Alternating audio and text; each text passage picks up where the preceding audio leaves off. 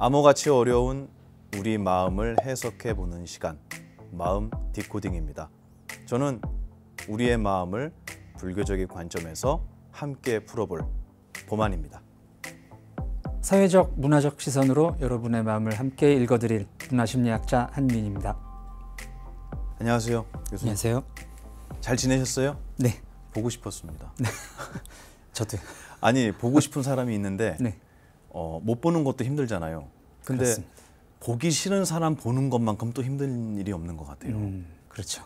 근데 요즘에는 세상에서 보기 싫어하는 것들이 참 많아진 세상 같아요. 네. 제 주변에도 이제 상담을 하시거나 네. 강의를 들으시는 분들, 또 질문하시는 분들, 이런 분들이 누군가 미워하는 마음을 어떻게 해야겠습니까? 라는 질문을 하는데 그 내용을 가만히 보면 그 사람을 어떻게 해야 되겠습니까? 라는 질문에서 시간이 지나면은 미워하는 내 마음을 어떻게 해야겠습니까? 라는 질문으로 바뀌는 것 같아요. 네. 누군가를 미워한다는 이 혐오라는 단어 있잖아요. 네. 이게 요즘 세상에는 만연한 모두에게 걸린 전염병 같다라는 느낌이 네. 들 정도예요. 최근 대한민국의 사회 갈등 지수가 그 어느 때보다 높다고 얘기가 되고 있는데요. 거의 대혐오 시대라고 불러도 될 정도의 대혐오 시대. 시대인 네. 것 같습니다. 그래서 누군가를 미워한다는 거, 혐오한다는 거, 이거를 불교에서는 어떻게 바라보고 네. 또 우리 교수님 말씀 들어보면서 심리학에서는 어떻게 바라보는지 오늘 같이 그 얘기 좀 나눴으면 좋겠어요. 예. 누군가를 미워한다라는 그 혐오라는 감정, 그거를 심리학에서는 어떻게 정의하고 계세요? 일단 그 누군가를 미워한다는 것, 좋아하지 않는다는 것과 혐오라는 감정은 엄밀하게 얘기하면 구별을 좀 해야 될 것 같습니다. 아, 미워하는 거하고 네. 혐오는 다르다. 네네. 어떻게 달라요? 미워하는 거는 이제 호의 차이일 수 있죠. 마음에 안 든다. 네네. 좋지 않다. 네. 라면 혐오라는 감정은 이제 디스거스트라고 역겹다라는 감정을 이제 포함을 하거든요. 그렇죠. 역겹다라는 네. 신체 반응. 그래서 이제 혐오라는 감정은 심리학적으로 이 진화 과정에서 어떤 위험을 내가 기피하고자 그럴 때 느끼는 감정에 가깝습니다. 그러면 이렇게 생존하고 연결되어 있는 어떤 문제에 대해서 네네. 혐오라는 단어가 적합하다는 말씀이에요? 그렇죠. 일단은 그 뭐 독충이랄지 뭐 썩은 음식물이라든지 뭐 시체 그런 이제 보면은 반사적으로 내가 그런 그 병균이라든지 뭐 지저분한 것에 오염이 될까봐 싫은 느낌이 들잖아요. 네. 싫은 느낌에서 출발을 하는데 이게 좀 더 이제 내 생명을 위협할 것 같다 하는 이런 공포하고 연결된 감정이 혐오입니다. 그렇군요. 근데 저 어렸을 때 막 뱀 잡고 놀았는데 그런 건 어떻게 돼요? 그거는 이제 호의 관점에서 네. 뱀을 좋아하시는 거예요. 생명의 위협은 안 느꼈나 봐요, 예. 제가. 그게 중요합니다. 공포를 느끼시지 않았기 때문에 그러네요. 뱀 같은 이제 보편적인 혐오의 대상임에도 불구하고 데리고 노셨던 거죠. 그렇구나. 근데 뱀은 저를 혐오했을 것 같습니다. 생명의 위협을 느꼈겠죠. 저 아기 때 그렇게 막 동물들을 좋아해서 그렇구나. 근데 왜 요즘에 혐오라는 말을 쓰죠? 생명의 위협이 되지 않는 사람들을 보면서도. 네. 스님께서 아까 말씀하셨던 호의 맥락에서의 네. 이제 싫어함 그 부분도 분명히 있는 것 같아요. 그래서 일단 이제 내 마음에 들지 않는다라는 네. 것으로 누군가를 뭐 거리를 둔다 정도가 아니라 이제 싫어하는 정도까지 흘러가게 된 어떤 사회적인 분위기가 있는 것 같고요. 첫째는.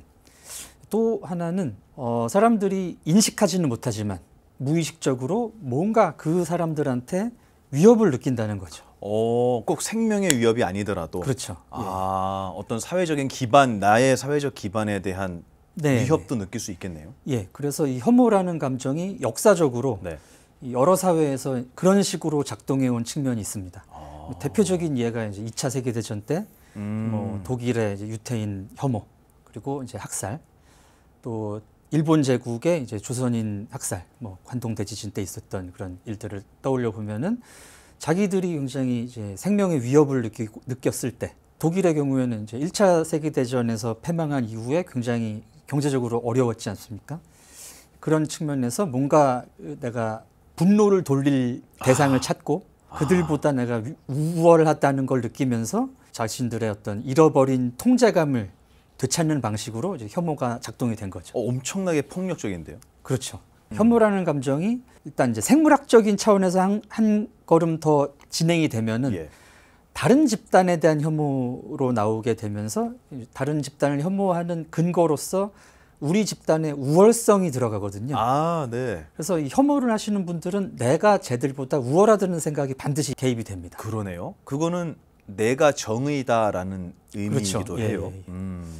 그래서 왜 어떤 사람이 자기의 생각을 옳다고 생각하는지 다른 사람은 틀렸다고 생각하는지 거기를 좀 짚어봐야 될 것 같습니다. 아, 왜 내가 옳다라고 생각하는지. 네. 과문합니다만. 네네.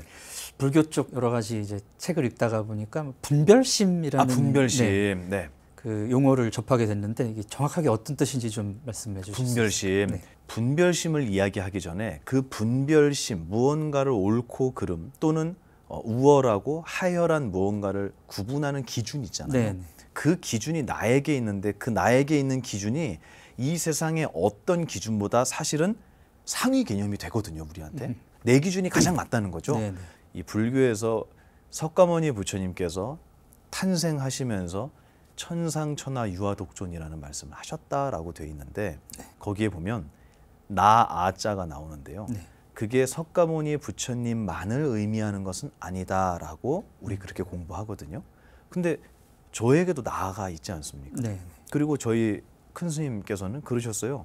왜 개미도 나를 갖고 사느냐고 물어보시더라고요. 왜 우리는 모두가 나라는 걸 똑같은 기분을 갖고 사는데 섞이지 않는다는 거죠.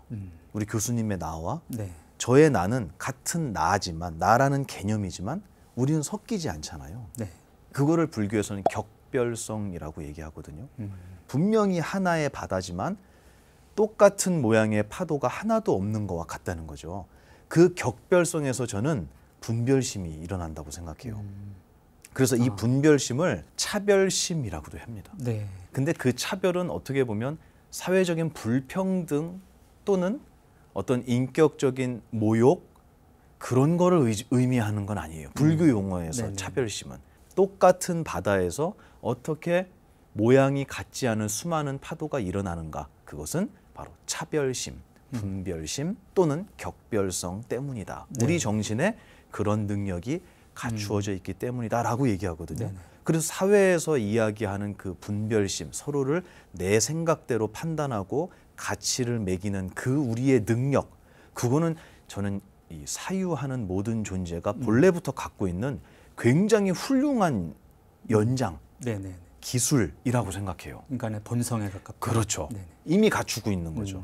근데 그거를 어떤 방향으로 사용하느냐는 그렇습니다. 정말 중요한 것 같습니다. 네네. 근데 나보다 누군가가 훌륭하다고 생각하는 그 순간에 그 사람을 존경하고 따르는 마음보다 약간은 이렇게 질투하고 미워하는 마음이 들기도 하잖아요. 예. 세상에서. 예, 어떻게 해서든지 이제 그 사람의 단점을 찾아서 맞습니다. 내가 우월하려고 하고 그 과정에서 또 혐오로 연결이 되고. 그렇죠. 네.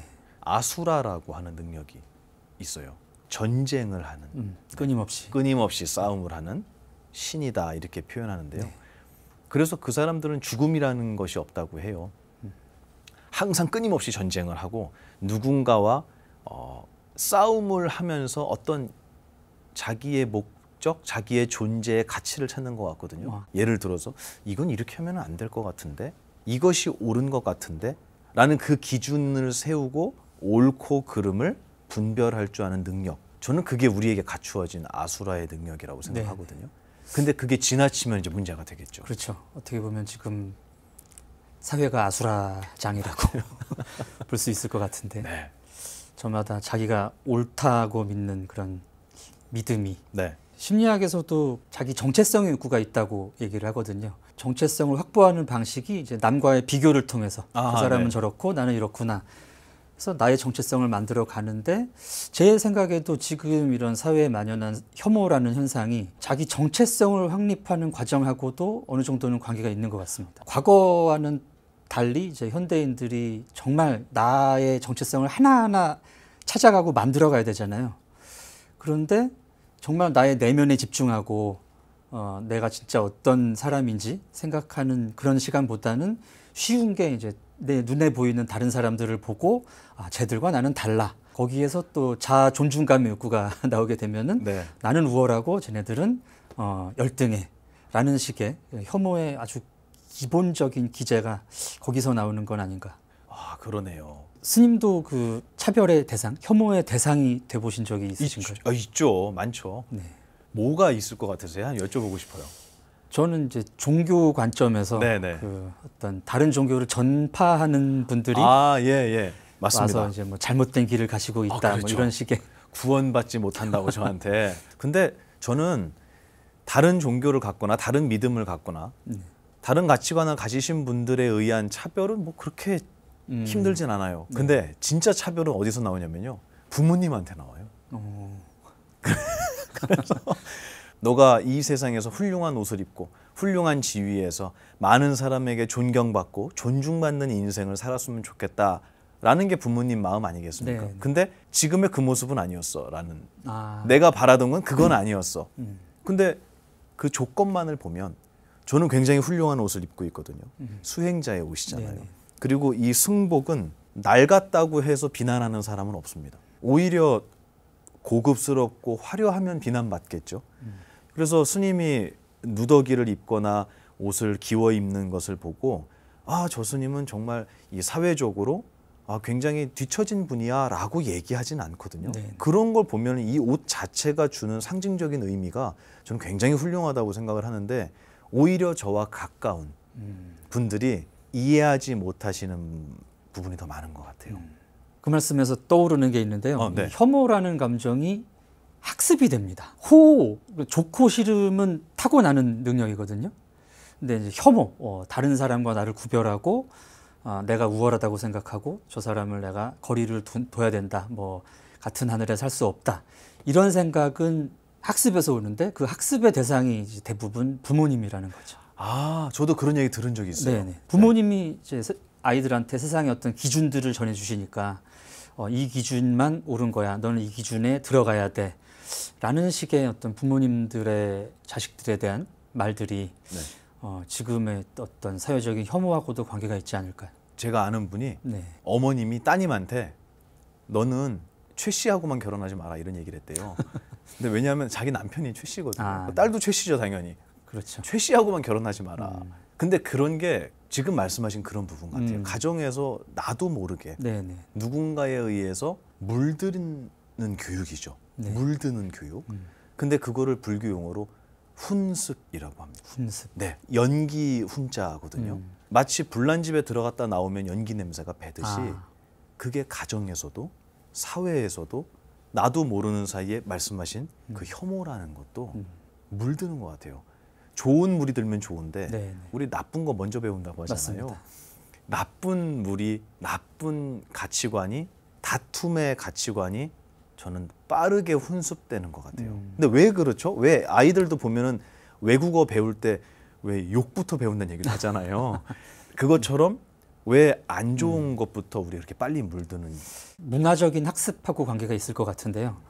부모님의 가르침이 됐던 어떤 이제 사회적인 가치관이 됐던 이 사람들이 가장 생존하기에 적합한 생존하는데 이것만은 꼭 필요하다라고 생각되는 것부터 배우게 되거든요. 그게 욕이에요? 욕일 수 있고 어떤 타인을 미워하는 걸 수 미워하는 있고 나의 타인을 미워하고 그 위에 섬으로써 그래서라도 나의 어떤 우월감을 지켜라 라는 가르침 또는 사회적 분위기가 있지 않았을까. 최근에 좀 그런 분위기가 커지는 것 같습니다. 사실 이 사회적 갈등이 이제 한국 사람들은 굉장히 높다고 지각을 하고 계시는데 우리나라 현재 사회적 네네네. 갈등이 그래서 그 설문 같은 거 하면은 우리나라 사회적 갈등 막 80점, 90점 이렇게 쓰세요. 또 실제로 갈등이 심하다고 많이 느끼시지 않습니까? 근데 이 정도의 갈등 지수는 내전을 하고 있는 나라에서나 나오는 갈등 지수거든요. 그렇군요. 근데 그만큼 심각하다고 느껴질 뿐이지 더 심할 수도 있는 거네요. 그렇죠. 외국은 이제 어떤 인종 혐오가 됐든 계층 혐오가 됐든 이제 이런 갈등이 있으면 일단 범죄로 가든지 어떤 사회적인 그런 뭐 기반 시설이 파괴되고 누군가 목숨이 상하고 부상을 입는 식의 일들도 많이 일어납니다. 근데 사실 한국 사람들은 이제 한국 문화적으로 그런 식의 어떤 의사 표현은 별로 바람직하지 않다고 생각하는 게 좀 있죠. 그건 긍정적인 부분이네요. 긍정적입니다. 근데 그 대신에 이제 어떤 인터넷상에서 오고 가는 얘기들 거기에서 굉장히 우리는 갈등이 심각하구나라고 인식을 많이 하시죠. 혐오의 시대라는 것을 가장 잘 요약해주는 단어들이 네. 이제 언어 습관에서도 나타날 텐데요. 그게 아마 무슨 충 하는 네, 충. 저 많이 들었습니다. 네. 예. 담배 피는 사람들 보고 흡연충. 흡연충. 네. 안 좋은 표현이지만은 뭐 맘충 뭐 그런 얘기도 있고요. 최근에 인터넷 같은데 많이 보이는 표현 중에 나락 같다, 네. 나락 보낸다 이런 표현이 있는데 나락도 불교 용어 맞습니다. 맞죠? 네, 불교 용어입니다. 근데 그 불교 용어 나락이라고 하는 거를 불교 용어 다른 말로도 써요. 그 나락이 지옥을 얘기해요. 예, 지옥. 네, 지옥을 얘기해요. 그래서 나락 같다라고 하는 것은 지옥에 떨어졌다라는 의미이기도 하거든요. 근데 그거를 이제 어원도 모를 뿐더러 그리고 그 나락이라고 하는 것이 사실은 지옥이라는 말만을 의미하는 게 아니고 저는 헤어나올 수 없는 상태, 회복할 수 없는 상태, 그 말도 담고 있는 것 같거든요. 그래서 그 지옥이라고 하는 것에 떨어졌다라는 말을 나락 보낸다라는 말로 쓰고 있는 것 같아요. 이 표현도 혐오 표현으로 볼 수 있을까요? 그렇죠. 네. 예를 들면 저는 그 말을 어디서 봤냐면 연예인들이 약간 개인 신상의 어떤 문제 때문에 이미지가 이제 망가지는 그때 나락 같다라는 표현을 하는데 그 나락 같다라는 말이 아이고 어떻게 안타까워서 아이고 어떡하냐 힘들겠다 그렇죠. 라는 말보다는 좀 보냈다 그렇죠. 이런 느낌. 네. 아이고 잘 됐다. 네. 쌤통이다. 혐오의 어떤 표현으로 그 나락이라는 말을 쓰는데 굉장히 무서운 말이죠. 네.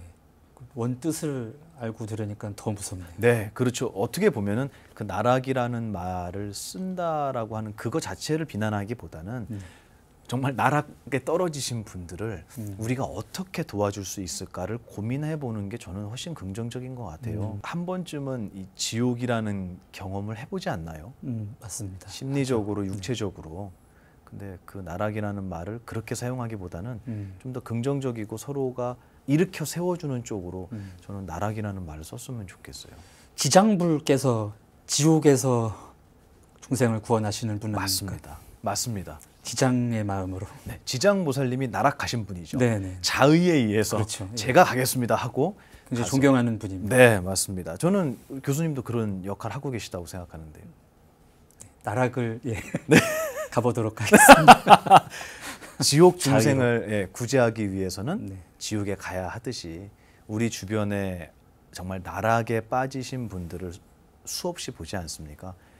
바라보고 아이고 잘됐다. 나만 아니면 돼라는 생각보다는 먼저 뛰어들어서 그분께 손을 내밀어주는 그런 아주 긍정적이고 적극적인 그런 마음을 우리가 서로에게 좀 보여줘야 할 때인 것 같습니다. 예, 또 한국 사회가 또 어떻게 보면은 어려움에 처한 분 보면 또 그냥 지나치지 않는 사회잖아요. 맞습니다. 그런 잠재력이 있다는 것을 또 있죠. 잊지 말았으면 좋겠습니다. 맞습니다. 네. 스님, 불교적으로는 나만 옳고 내 기준만 맞다는 생각에서 어떻게 하면 좀 벗어날 수 있겠습니까? 일단 내 생각이 맞아라고 얘기를 하면 이 불교는 굉장히 특이한 방식으로 그 질문, 그 현상에 접근을 해요. 금강경 들어보셨죠? 읽어보셨나요 혹시? 아니요. 안 읽어보셨어요? 네. 읽어보신 걸로 나가면 어떨까요? 농담이고요. 금강경의 내용이 부처님과 수보리 존자의 대화예요. 거기에 그 말이 나와요. 뭐냐면 이 수보리 존자에게 부처님께서 상상을 하라고 시키시거든요. 숨이 산 만큼 거대한 거인이 있다고 생각해봐라. 그 사람 크냐 작냐라고 질문을 하세요. 그랬더니 당연히 수보리 존자가 굉장히 큽니다라고 대답을 했겠죠. 그런데 거기서 포인트는 뭐냐면 지금 너 어디 보고 대답하는 거야? 라는 포인트인 거예요. 너 지금 어디를 보고 대답한 거야? 근데 우리 눈앞에 거인을 상상하라고 하면 거인이 나타나진 않잖아요. 근데 우리는 상상을 하면서 그 상상한 바를 다시 바라보면서 큽니다라고 대답할 줄 아는 능력을 갖추고 있는 거예요. 이게 뭐냐면 아까 말씀하신 누군가를 미워하는 마음은 어떻게 다스릴까요? 라는 그 질문에는 그 미워하는 그 마음은 어떻게 생겼느냐를 먼저 물어보시는 거예요. 굉장히 특이한 접근법이라고 생각해요. 어떻게 하면 마음이 편해질까요? 라는 질문에 이렇게 하면 편해질 거야가 아니라 그 힘든 마음은 어떻게 생겨 먹었지? 를 분석하기 시작하시는 거예요.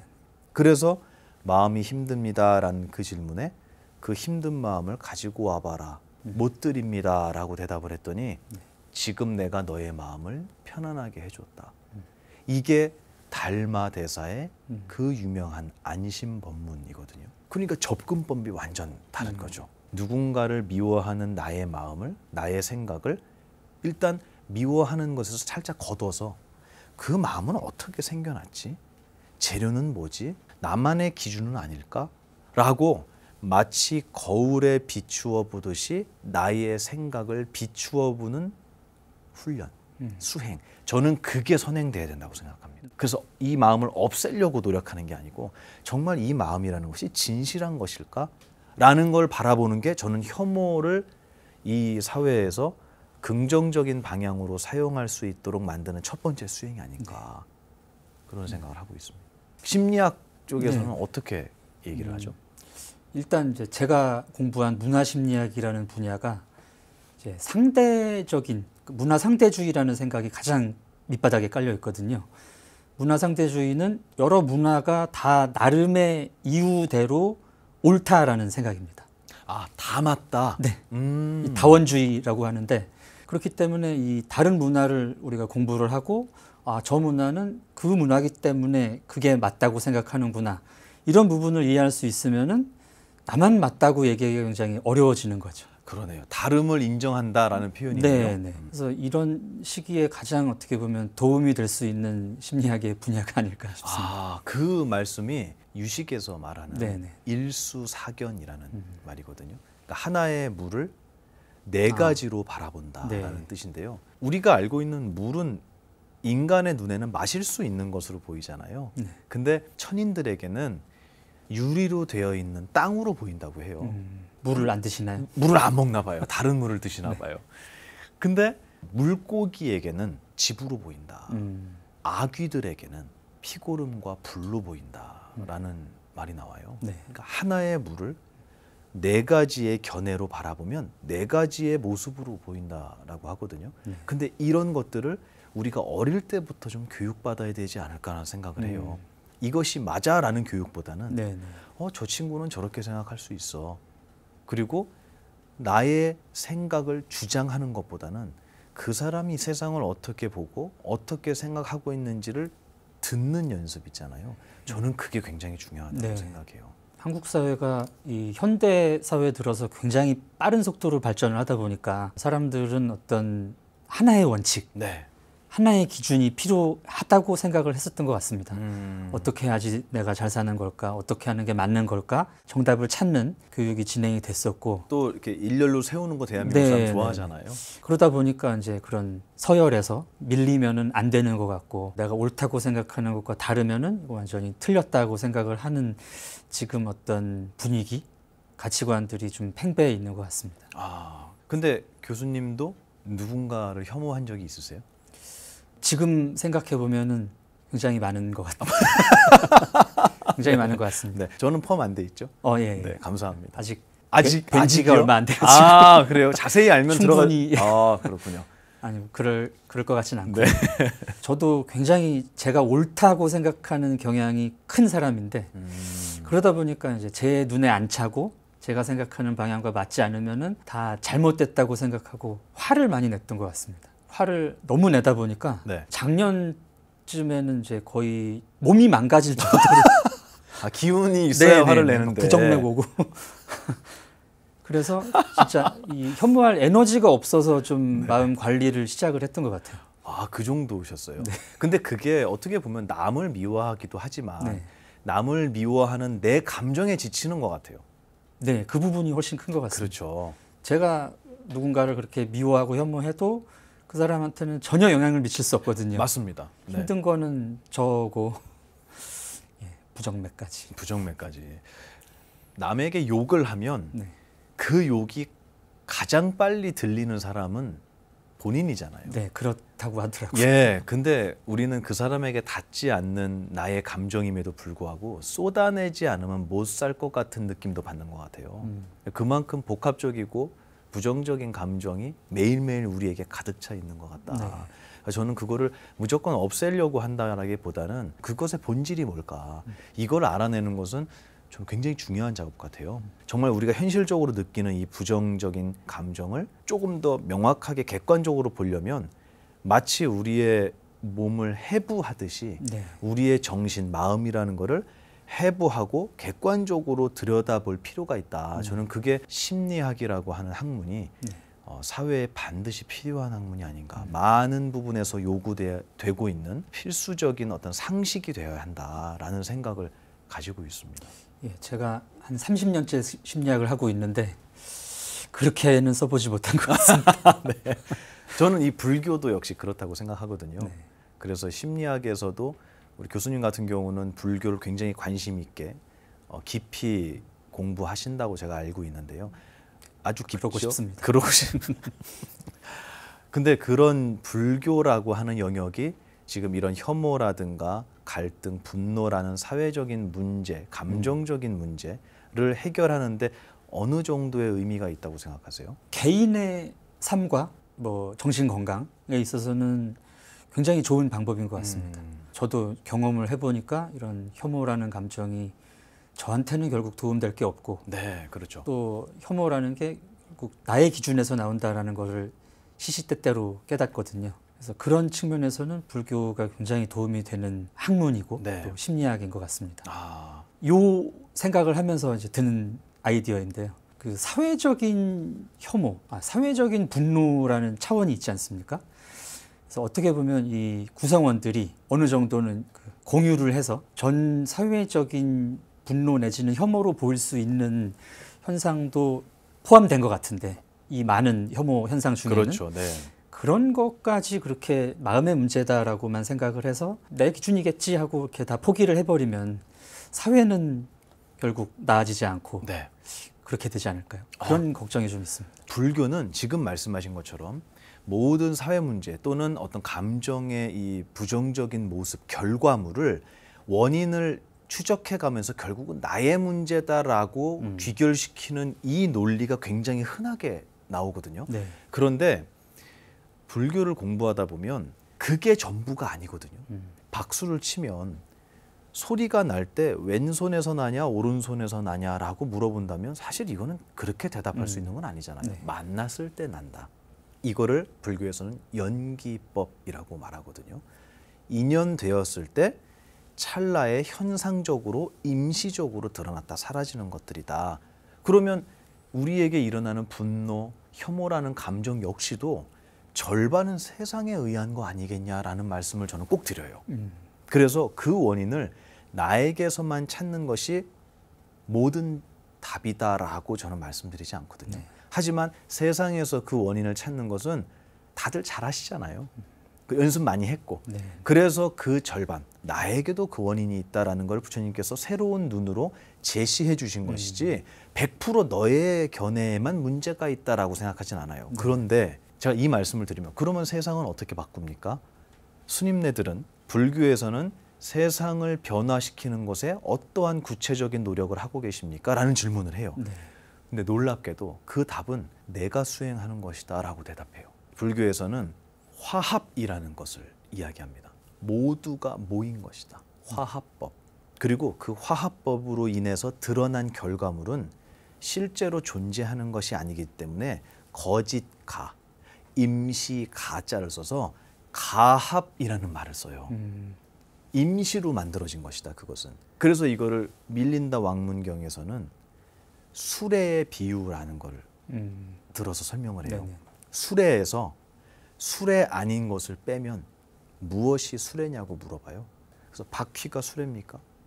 바퀴는 수레가 아니죠. 그럼 그거 빼고 바퀴 살이 수레입니까? 그것도 아니죠. 이렇게 해서 다 빼버리면 무엇이 수레냐? 수레는 없다. 이 가르침을 빗대서 이 대한민국이라는 사회를 본다면 각자의 내가 모여서 대한민국이 만들어졌다라는 결론이거든요. 네.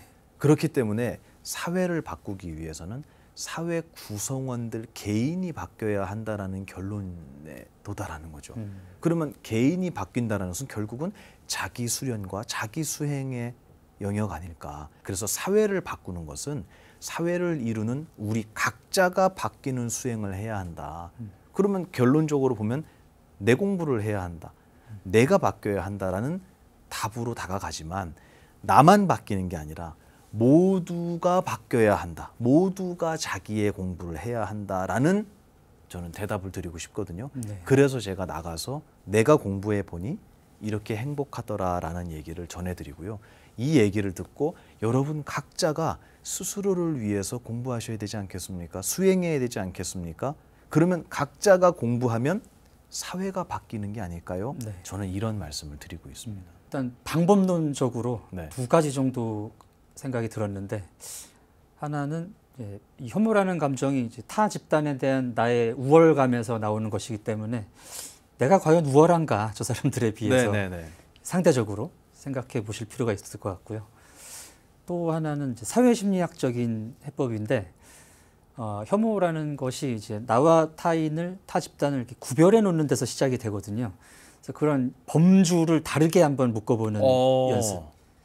그러니까 예를 들면 뭐 세대의 갈등이 있다고 했을 때, 세대로는 다른 사람들이지만 우리는 같은 대한민국 국민이 아니냐라든지, 뭐 남녀 갈등이 있다고 했을 때 남녀는 다르지만 남자 여자는 어차피 같은 인간이 아니냐, 이런 식으로 이제 상위 범주로 묶는 거죠. 그렇게 되면 내가 저 사람을 뭐 여자라는 이유로, 다른 세대라는 이유로 혐오했던 게 근거가 사라지는 거니까 그러네요. 다시 볼 수 있게 만들어주는 방법인 것 같습니다. 우리가 모두 공통적인 어떤 하나인 부분을 찾아내는 거네요. 불교에서도 그 말을 하거든요. 그래서 우리의 생각이라는 게 다르다 그랬잖아요. 이 다른 생각을 서로가 주장할 때 부처님께서는 그 생각이라고 하는, 너희들의 그 생각이라고 하는 것의 재료는 무엇이냐라고 물어보세요. 그러면 재료는 있는 것이 아니잖아요. 우리의 생각이라는 것은.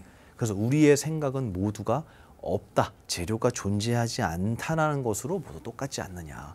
그럼 여기는 분명히 차별적인 모습으로 드러났지만 그 근본은 우리에겐 차별이라는 게 있을 수 없다. 우리는 이미 하나였다라는 설명도 많이 하거든요.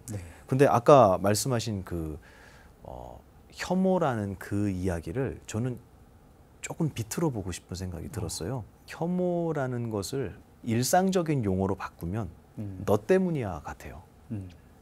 이 세상이, 우리나라가 이렇게 된 거는 그렇죠. 너 때문이야. 그 너에는 기성세대도 포함이 되고요. 나와 생각이 다른 누군가 반대편에 서 계신 분도 있을 수 있는데, 같은 너 때문이야라고 하는 개념이지만 그걸 약간만 비틀면 덕분입니다라는 말로 쓰면 어떨까라는 생각을 해요. 똑같이 당신 때문에 내가 이렇게 됐습니다라는 의미이기도 하지만 당신 덕분에 제가 이렇게 행복합니다라는 말도 같은 개념이 아닐까라는 생각을 하거든요. 교수님하고 한번 캠페인 해보면 어떨까요? 저는 좋습니다. 교수님 덕분에 오늘 이렇게 행복한 대화를 제가 하게 됐습니다. 스님 덕분에 감사합니다. BBS도 와보고. 좋습니다. 되게 어색하지만 괜찮네요. 네네. 저는 그런 생각 많이 해요. 불교라고 하는 것을 우리가 알고 있는 종교의 영역, 또 교수님께서 공부하신 심리학이라고 하는 것도 현실적이지 못한 상아탑 속의 이야기가 아니고요. 저는 우리의 인문학이라고 하는 게 현실로 뛰어들어야 한다고 생각하거든요. 그리고 많은 분들이 인문학에서 답을 찾으려고 하는 분도 많이 있는데, 시간이 갈수록 이 종교라고 하는 영역이 상당히 많이 그 벽이 허물어지고 있는데요. 그 벽이 허물어지는 거를 저는 상당히 긍정적으로 보고 있어요. 왜냐하면 그 벽이 허물어져야 본질을 볼 수 있지 않을까 해요. 맞습니다. 그래서 제가 항상 드리는 말씀이, 우리 스님네들은 깎은 머리와 이 승복 뒤에 숨지 말아야 한다라는 얘기를 드리거든요. 제 자신에게 하는 얘기죠. 그래서 아까 교수님이 시작하기 전에 가사장삼 입으신 걸 보니 참 멋지십니다, 이렇게 농담을 하셨지만 참 감사한 말씀이었지만 그래요? 이렇게 제가 삐뚤어졌습니다. 근데 이 옷 뒤에 제가 숨지 않기를 저는 스스로에게 굉장히 다짐을 많이 합니다. 저는 심리학을 공부하신 교수님께서 이 세상을 더 아름답고 긍정적으로 바꿔 나가는데 정교수님의 지혜를 저희 스님들과 함께 또 이 불교를 공부하시는 많은 분들과 함께 만들어 가셨으면, 도움을 주셨으면, 이런 정말 간절한 부탁을 드리고 싶습니다. 예, 저도 그런 기회가 저한테 주어진다면 좀 어디 뒤에 숨을 데가 별로 없는데 숨지 않고 네. 딱 드리도록 하겠습니다. 저도 이제 제가 어떤 사회가 나아가야 할 방향이라든지 이제 뭐 사회적 참여에 대해서는 할 건 하면서 마음 관리도 마음 관리라든지 공부도 네. 하는 걸로 지금은 방향을 잡고 있습니다. 네. 그랬더니 화가 좀 덜 나더라고요. 그래요?